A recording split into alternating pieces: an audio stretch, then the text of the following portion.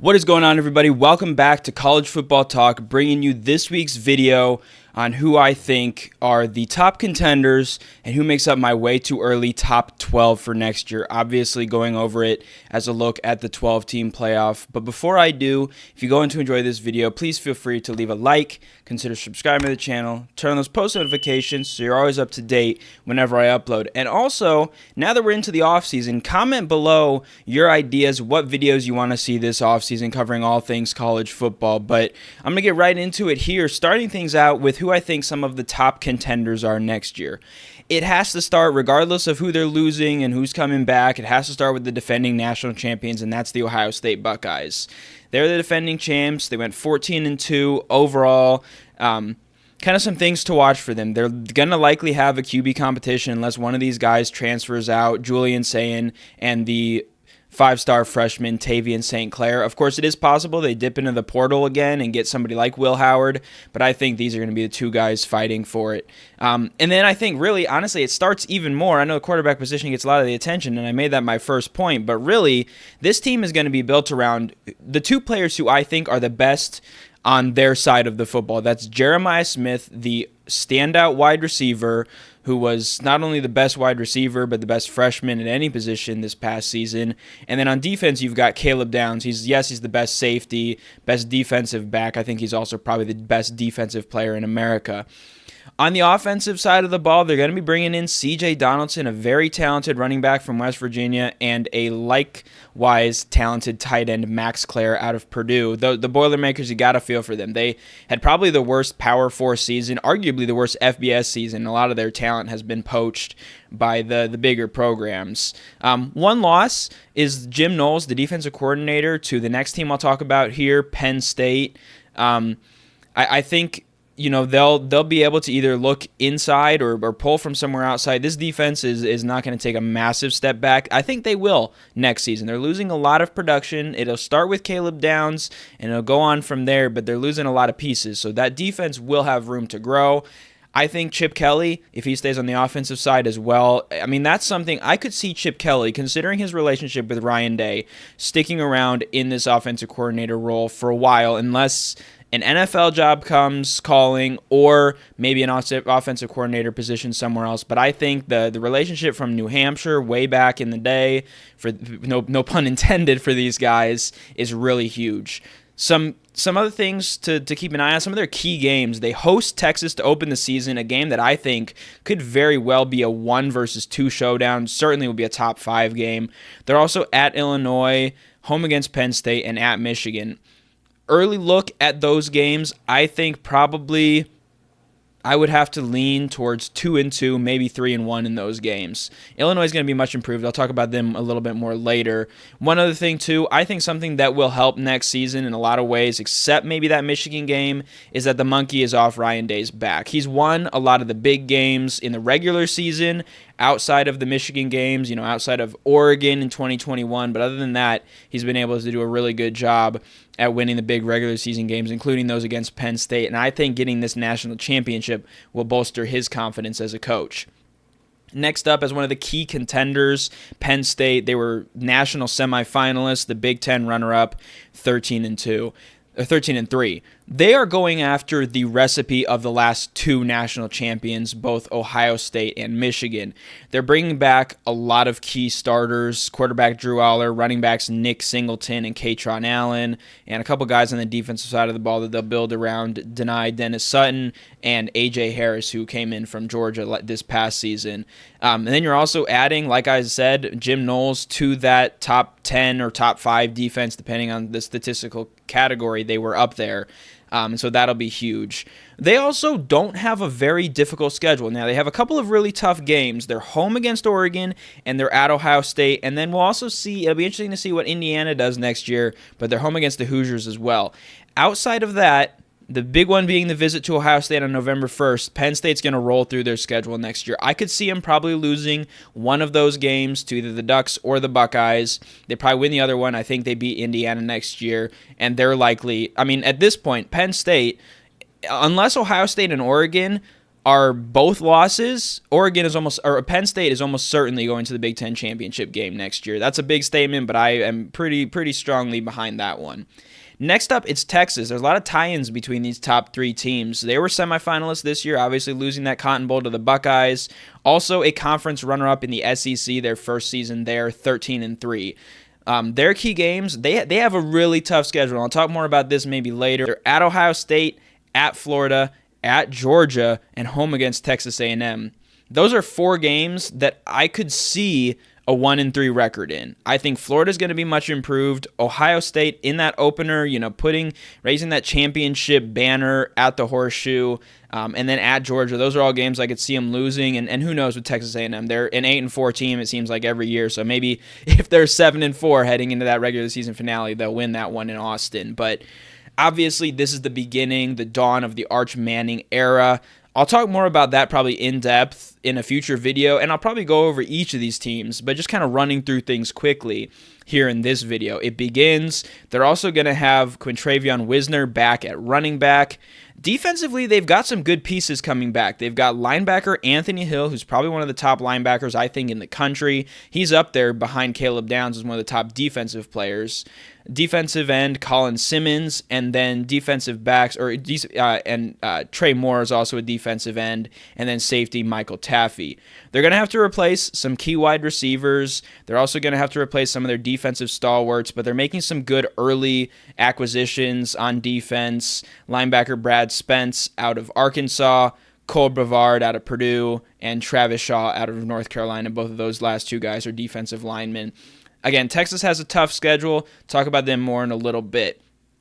Next up, it's the guy behind me because I think he is probably the most exciting head coach in college football right now, and that's Marcus Freeman's Notre Dame Fighting Irish. They are the national runner-up, 14-2. They showed that they will never give up the fight, living up to their name in the national championship game. They were down. They easily could have been out, but they kept clawing, kept scratching, and really switched a couple of play calls in that game. That could have been a very different national championship. He's the top ascending head coach out of maybe Kenny Dillingham out of Arizona State. We'll see for the Sun Devils if that's sustained success or kind of a one-off. I think it could be a little bit more sustained. Notre Dame's key games are at Miami to open the season, and boy, we've got an exciting week 1 next year. I'll talk about that later this offseason. Home against Texas A&M, home against Boise State, home against USC, and home against Syracuse. Those are all good games, but it helps to have all of those in South Bend. They've got the two-headed beast at running back, Jeremiah Love and Jadarian Price coming back. They've also got their top 2 wide receivers in Jordan Faison and Jaden Greathouse. Their QB competition is going to come down to C.J. Carr, who's a freshman. He's the, grandson of former Michigan coach Lloyd Carr, and then Steve Angeli. And kind of similar to Ohio State, they got these young guys. Will they tap into that transfer portal? They have the last 2 seasons, Sam Hartman and Riley Leonard. Will the Irish do that again? Wide receivers coming in, Malachi Fields from Virginia and Will Pauling from Wisconsin are good additions.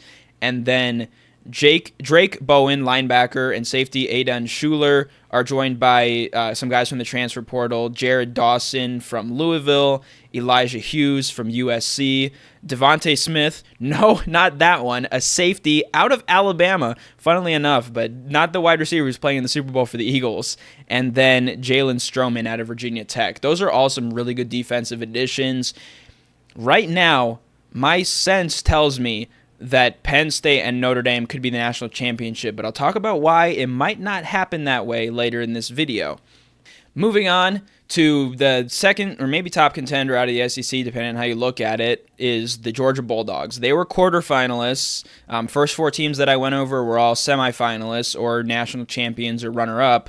The Dogs were SEC champions 11-3, but had a lot of injuries, lost Carson Beck for the playoff, and really he was kind of shaky throughout the season, but definitely missed him in the playoff game against Notre Dame.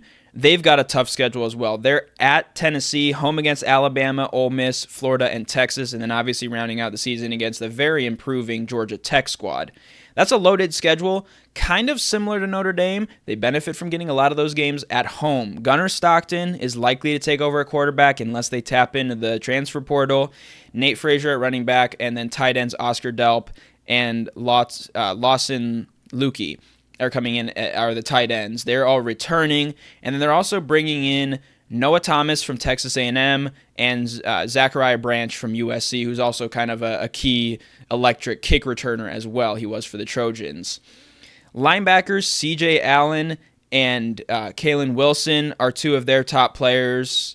And then defensive backs R.J. Bolden and Dalen Everett are a couple of big Bulldogs as well. They're bringing in Jaden Harris from Miami and Adrian Maddox from UAB.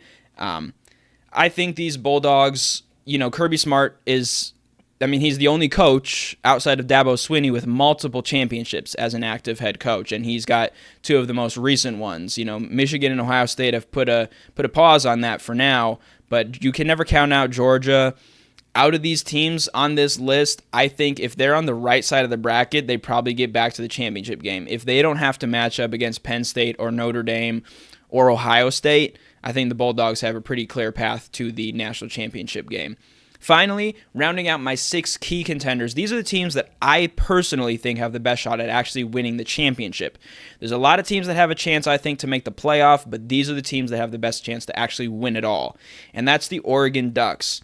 They were obviously quarterfinalists as well. Like Georgia, the Big Ten, their conference champions in the Big Ten. They went 13-1, 13-0. They put together the best regular season and conference championship game, but just ran into a freight train of Ohio State in that Rose Bowl. Again, they had the best win percentage out of all teams in college football. I think arguably they have one of the top coaches right alongside, Smart and Day and Freeman in Dan Lanning. Then they're going to have, it's kind of been part of the plan. Dante Moore came in from UCLA last offseason along with Dylan Gabriel. He's been kind of the quarterback in waiting for the Ducks. He's likely to take over. Evan Stewart is back at wide receiver along with Noah Whittington at running back. And then they've got a couple of talented linebackers, Teatum Tuioti, I hope I'm saying that right, and then Mateo Uyagalele. So these Ducks are going to be a loaded team. They're going to be ready to fly next year, no pun intended, maybe a little bit. And I think they are also a strong contender. So, shifting gears now into what I think are the teams with questions. These are teams Joel Klatt has talked about this, kind of teams like 7 through 18. For me, it might even be like 7 through 25. They kind of fall into that range of teams that could be good enough to host a playoff game.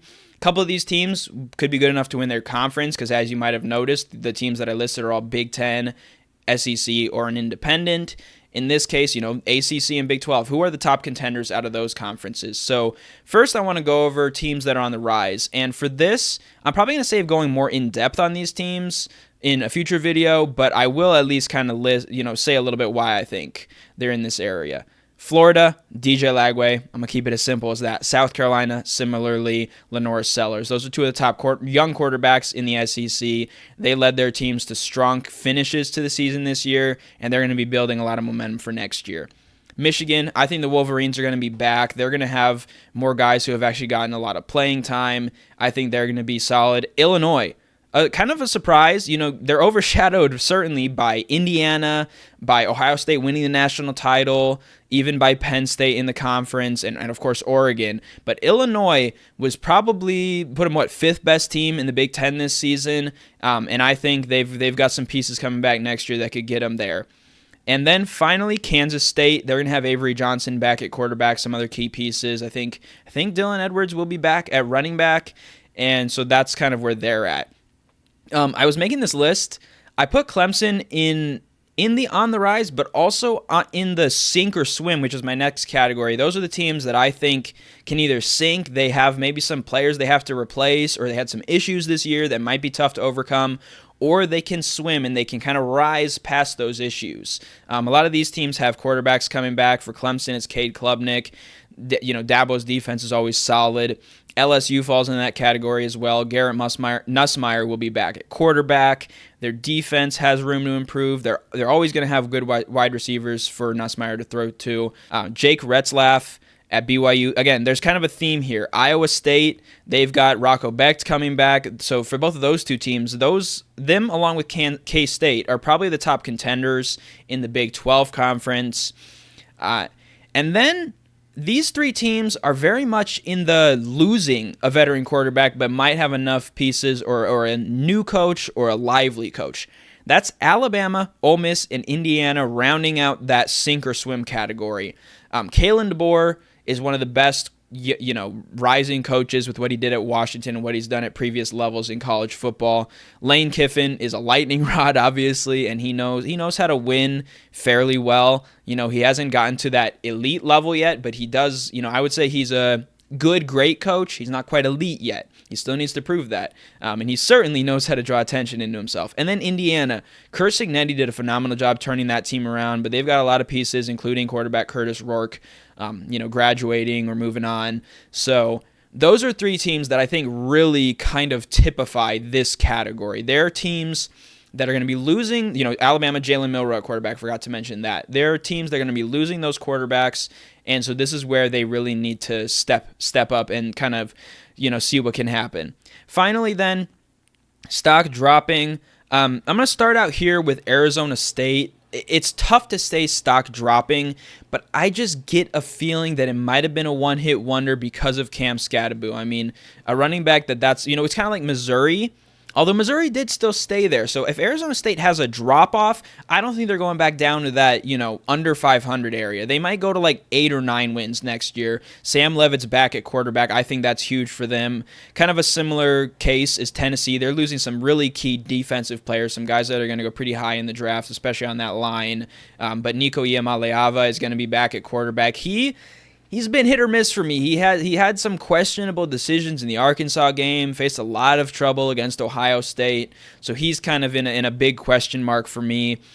I think Boise State as well. I don't, that kind of same as with Skattebo at Arizona State. They had a just generational running back with Ashton Genty. How will they be able to carry on the success that he brought for this season into next year?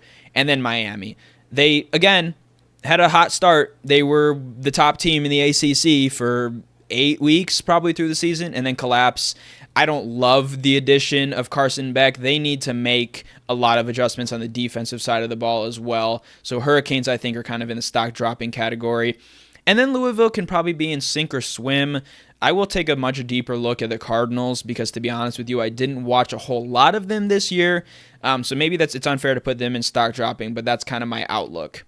Now, finally, this video is dragged on a little bit, but I'm going to be going over my top 12, starting with the Group of 5 champion. Now, over the offseason, I'm going to try to do a better job of really taking a look at these Group of 5 teams because sometimes they'll get, I hate to say it this way, they'll get the castaways of a Power 4 program, or they'll have a lot of returning production. I think the team that leads, just from a quick assessment, is Navy. They're going to have Blake Horvath back. They're the defending American Conference champions. So they're my Group of 5 team. They won't get any higher than 12, so they're coming in at 12. That means, to me, the first team out is a dead race between Florida and Texas. I think the winner of that game in the Swamp will be the first team out, and the loser of that game will be a little bit further. I see Texas losing a couple of games outside of that. I also see the Gators losing a couple of games outside of that one. So I think the winner of that game, and right now I'm going with the Gators because they did pretty good at home this past season, and they played some teams tough, including Georgia, until DJ Lagway got injured in that game. So they're my first team out. Some others that are on the outside looking in, I've got South Carolina, Arizona State, Alabama, and then Texas there as well. That will get some attention, but I really do think Texas' schedule is really tough.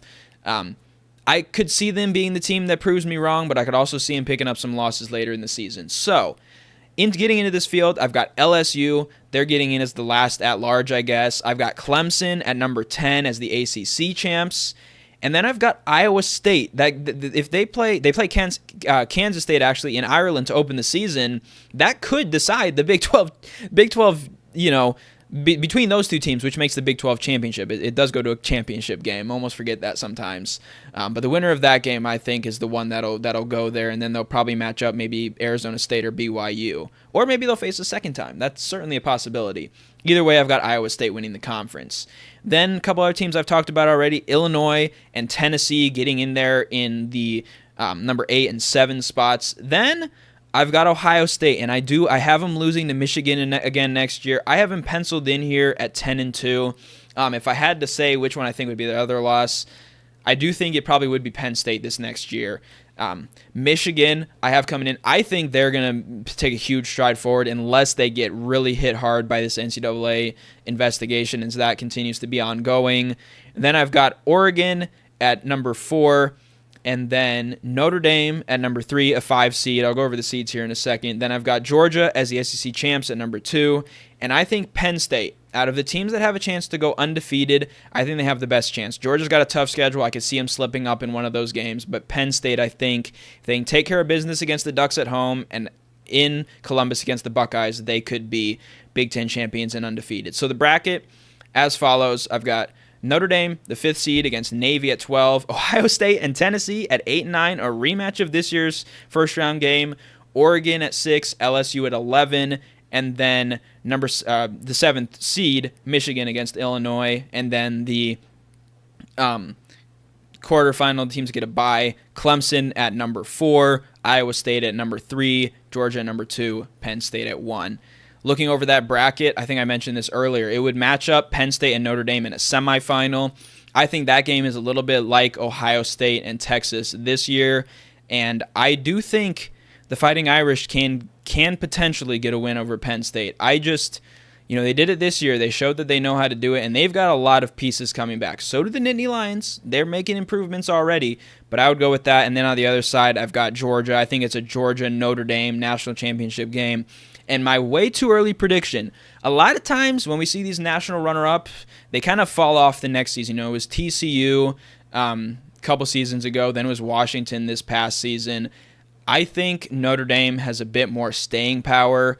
I think they've got a manageable schedule. They've got some tough home games, but they can afford to lose one of those during the regular season and then I think really get things clicking in the postseason.